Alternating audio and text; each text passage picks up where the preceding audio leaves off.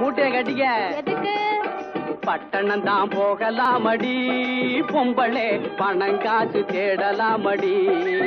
நல்ல கட்டாணி முத்தே என் கண்ணாட்டி, நீயும் வாடி பொண்டாட்டி தாயே.